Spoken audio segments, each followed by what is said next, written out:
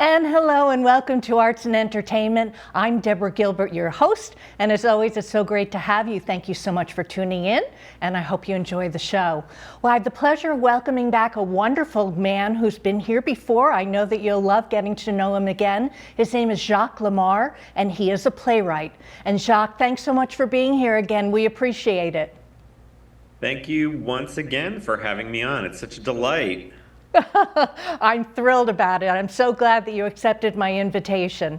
Well, why don't we do what we've done before, which you may or may not remember, is I like to introduce the guest to the viewer. So why don't you take us back? Tell us about your background.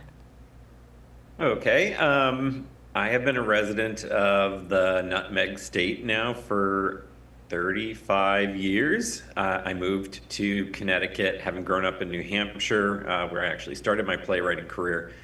In the late 80s, I started doing children's theater. Actually, I had written my first play. Two plays were for kids when I was working at a professional theater up in my town. But I was working in the box office. I wasn't on the artistic end of things. And I moved to Hartford in 1990 and worked at at Hartford Stage, also in their box office. And over a number of years, had worked for Yale Repertory Theater and Theater Works in Hartford and the Mark Twain House and Museum. And now I work for a marketing and events agency called Buzz Engine, and we work with a number of amazing clients. But my side hustle, as they say, my passion is my playwriting, and that really started in earnest probably about 13 years ago. And of course, what I like to ask everybody who's in the arts is, did you ever think about performing? Did you ever think about being an actor before you became a playwright? I auditioned for the Amherst, New Hampshire PTA production of something. I can't remember what it was. There were two things that scarred me for life as a performer. One was actually, it wasn't the PTA. It was some children's theater. I auditioned. I thought I killed it, and it was my first rejection. And then I got cast in the PTA production of The Music Man. And this was when I was in 5th grade, and I remember very specifically because it was when my family went to Disney World, and I missed one rehearsal to go to Disney World with my family. And since I missed that rehearsal, they took my one line away. And ever since then, I have not auditioned for anything. I've done some performances, but they are performances that require very little talent. Now, we've introduced you as a playwright. What does that mean? And you said it came into your life roughly 13 years ago. What was the change that happened that you wanted to pursue this? Well, again, I started my playwriting back in the 1980s, but it was just to children's shows. And I was working at the American Stage Festival, and they would do adult programming in the evening, but they would do a good amount of children's shows, and they always needed original scripts. And so I decided to ask the artistic director of the young company if I could try my hand. And he said yes. And the first one was a great success. The second one, not so great. And throughout college, I took one playwriting class, and then it wasn't until the early 2000s, and I met a drag performer that I admire greatly named Varla Jean Merman, and she and I hit it off, and I started co-writing shows with her, but they're not plays, and they're certainly not. They're more a comedy, cabaret, musical sort of things. And we've written 20 shows together. And but about 15 years ago, I decided to really focus on writing plays for adults. And I've had really, really great fortune, and a lot of wonderful theaters have taken a chance on my work. Now, as your title is playwright, I want to let the viewer know, what exactly does that mean? What is it that you do that gives you that title? Well, it's right in the title, right? I am a person who writes plays, and some of those plays can be adaptations. Two of my most successful works were adapted from people's memoirs. It can be creating a wholly original piece of theater. So, I'm sure everyone knows or is familiar with William Shakespeare and Eugene O'Neill and contemporary writers or more contemporary writers like Edward Albee. And so, most theater projects start with the play. And this is where you sit down, come up with an idea, you create a script that contains settings and dialogue and characters and action and an emotional journey. And sometimes those involve songs, sometimes those are comedies, sometimes they're tragedies. And then you work with a director to try and bring your vision to life. You try to get a theater to invest in putting on your show, and you hopefully delight or engage or entertain an audience. Now, probably I have many viewers that are interested in being a playwright or are trying to get their play off the ground. What will your advice be for them to be able to pursue becoming a playwright? Well, I started out, in a very kind of privileged position because I was already working in theater and had a network. And so there are people who have given me opportunities before they even saw my writing because we were friends or we knew each other or what have you. And then, over time, developed this reputation for my work so that someone may hear about the show through the grapevine or may read hopefully a good review. But for someone starting out, one of the things that I would recommend, or two things that I would recommend, and this may sound very baseline and very cheesy, but one is reading plays. Plays have a very specific structure. They're obviously different than a novel or a poem. And, they can vary from play to play and playwright to playwright. But the more plays you read, the better you have a sense of what you're drawn to, how they work, how to draw characters. And then the other thing is seeing plays. I think I have seen hundreds of plays over the years, maybe thousands at this point. I was a theater critic for a while, but also, I just have worked at theater. I'm a theater omnivore. I was just on Broadway and saw 4 shows. And you start to get a sense of what you're attracted to, what kind of stories you want to tell. And then you kind of, some people approach playwriting very differently. I am the kind of person who will sit down and start writing. There are other people who have to kind of sketch out their whole idea first. They'll storyboard it, but for me, I just like to sit down and get these characters in my head on the page and have them talking to each other or to the audience. Now, you're talking specifically theater. Did you ever think about film or television, video, anything else besides theater for writing for that medium? I co-wrote one film for the drag performer that I work with, Varla Jean Merman. And I ended up writing it like a play, and she had to turn it into a screenplay. My experience is really as many TV shows as I've seen, as many film. My energy is in the live theater. I love the audience reaction. You can tell instantly if you're on the right track. You can tell if people are getting bored. If you've written a comedy and they're not laughing, you have a problem.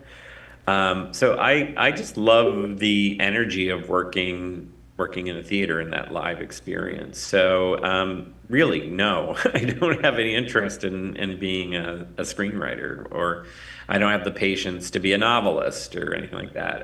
I love conciseness of writing a play and handing it to a director. You know, with a screenplay, you've got to say this is going to close up, and then you're going to cut to this person and whatnot. In theater, the director really kind of shapes where the attention goes. Do you foresee yourself at your young age to be pursuing being a playwright for the rest of your life? Does it interest you to keep doing it? Well, kind of you to say that I'm that I'm young. I'm 56, and I find that being a playwright in your 50s, and I started in my 40s, is a little bit, depending on what your goal is, can be a little bit of a challenge. Not that theater is necessarily ageist in that regard. There are issues in terms of people, based on their gender or non-gender, or people based on their race, who may have a harder time getting work on stage than I do because of kind of ingrained things in the system. But in terms of being able to get an agent, which is a literary agent, which is can be a gold mine for a playwright. I'm old news. I'm not that hot young playwright out of NYU or Yale, and so I just stopped giving up trying to get an agent and just focused on getting my work produced and hoping the word of mouth would get around. Okay, Jacques, let's hold that thought and take a break. I'm Deborah Gilbert. You are tuned in to Arts and Entertainment. We're going to take a break, and we'll be right back.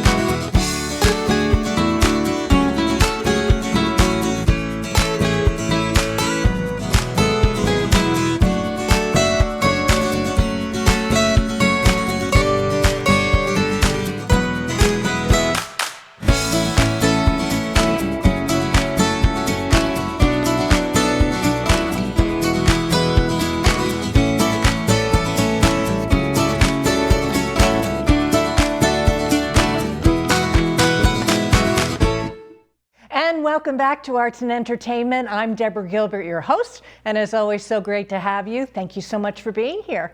My conversation continues on with Jacques Lamarre.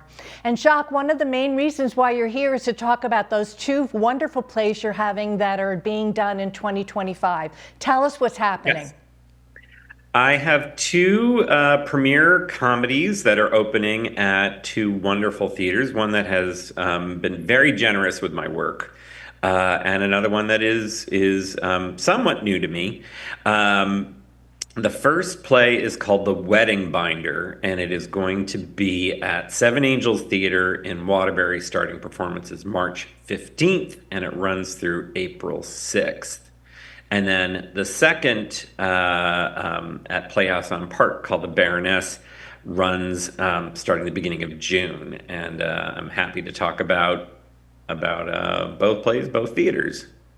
Please, let's do that. Let's move on to the next subject. I'd love to hear about them. Okay.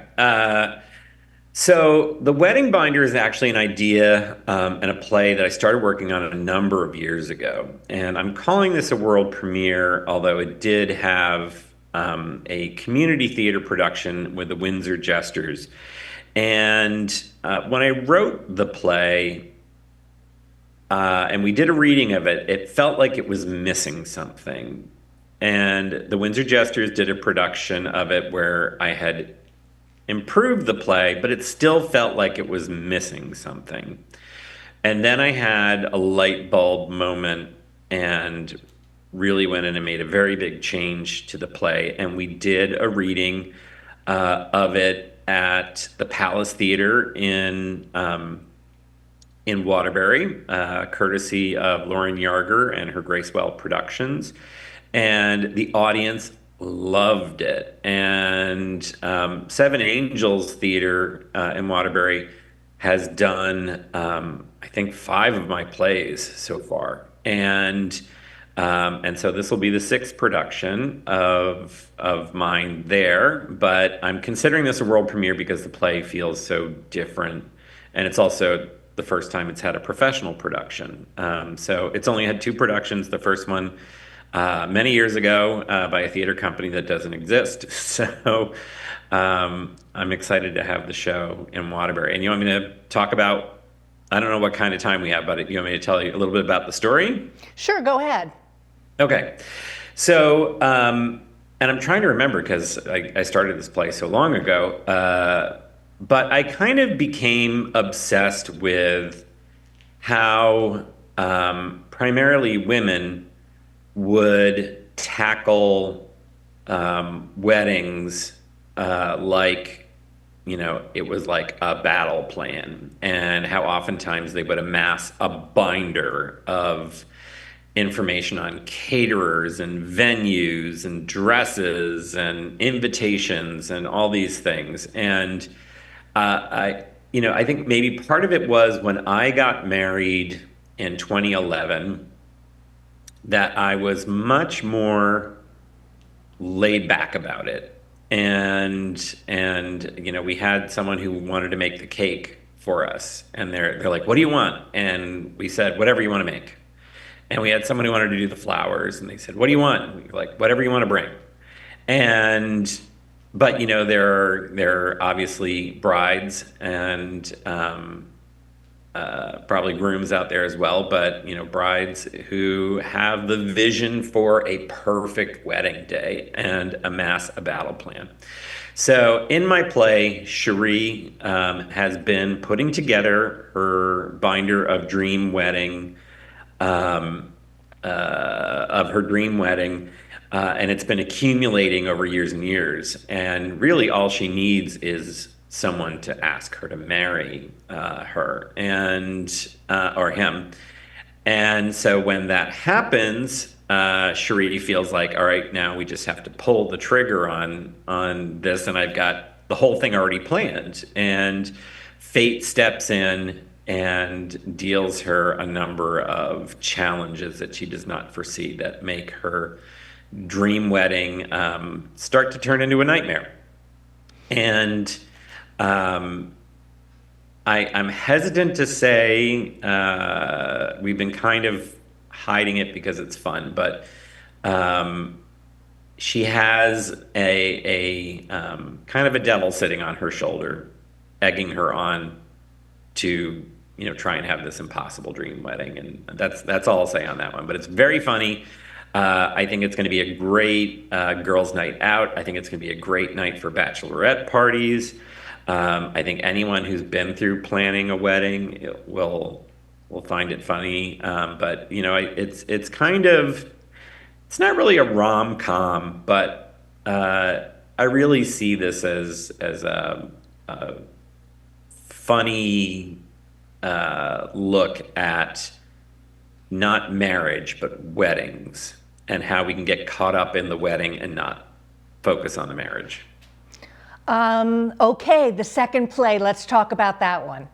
Okay, so The Baroness is another one that I've been working on for a long time, and I got stuck. And unlike Wedding Binder, where I finished it and then was not really happy, I didn't really know where this play wanted to go, and I kind of, like Mark Twain, he started Huckleberry Finn and set it aside. He didn't know where he wanted it to go, and then inspiration struck, and he came back and finished it. And so I grew up with a mother who was obsessed with the sound of music, and I'm one of 10 kids, Catholic family. I think my mom harbored visions that we would be a singing family, not the case.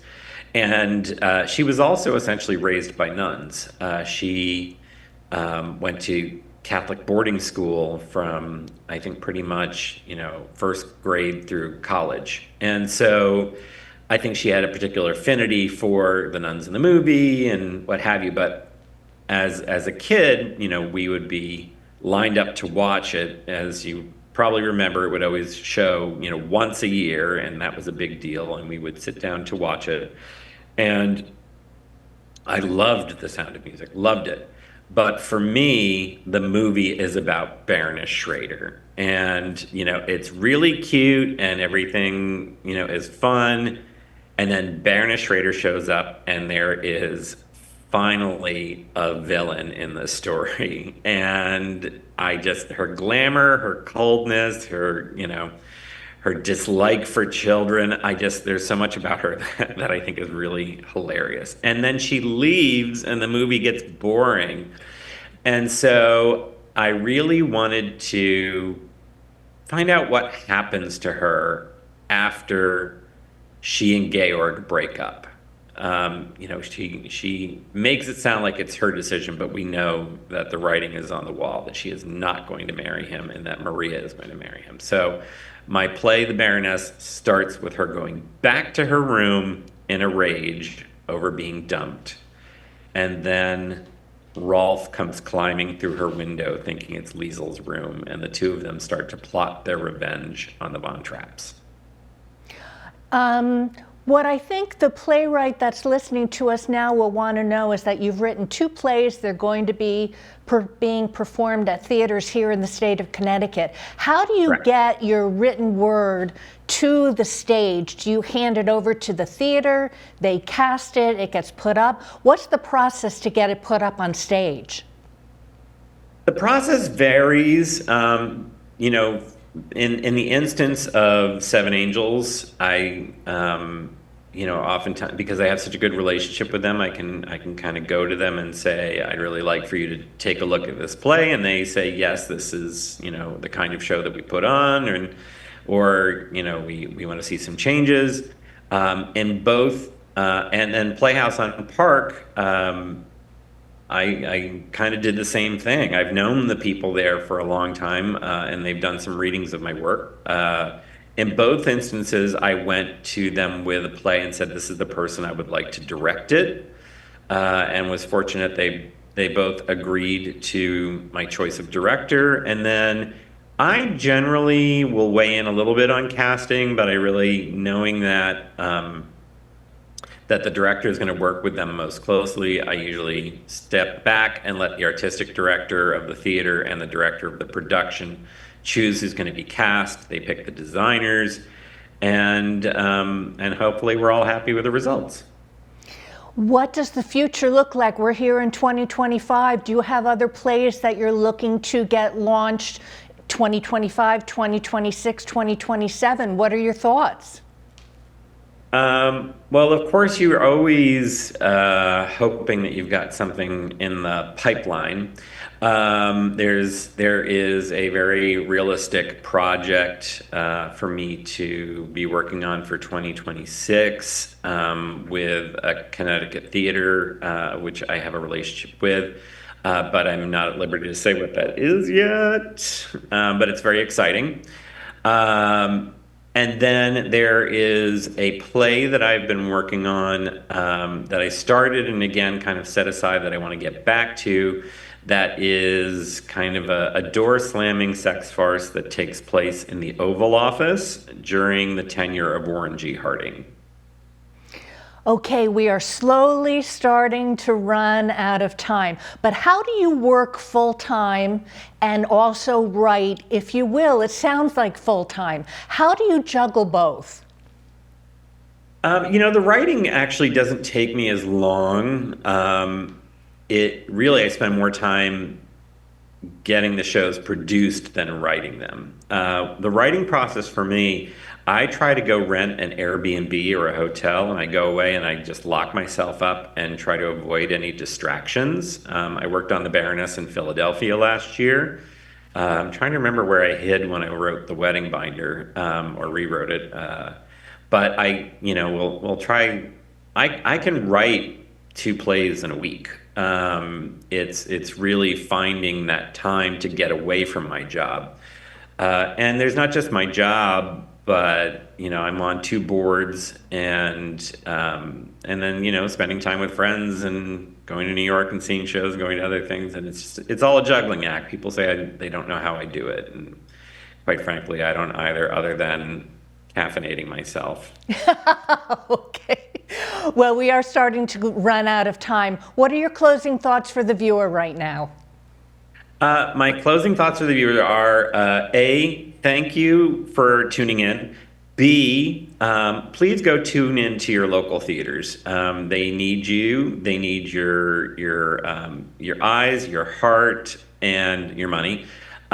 So whether or not you're going to go see my plays or another theater's plays or musicals, I know down on the Shoreline there are wonderful theaters accessible to you in Ivyton and Old Saybrook and Cheshire and Haddam, and just get out and support the arts.